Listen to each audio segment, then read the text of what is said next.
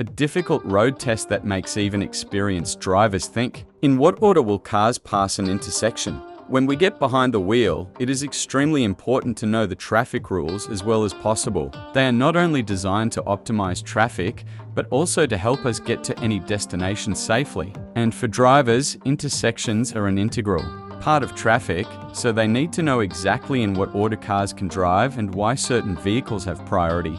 No matter what city we live in, it is impossible to get behind the wheel and not find ourselves at an intersection. They are an integral part of the driving process, and whether we like it or not, it is extremely important to understand them as best as possible. Fortunately, the traffic rules are always precise and explain exactly which cars have priority at an intersection and why. And to get to your destination safely, it is important to test your knowledge with these tests. For example, as we can see in the image above, we are presented with a four-way intersection where 4 cars are waiting. And all we have to do is figure out in what order they can start.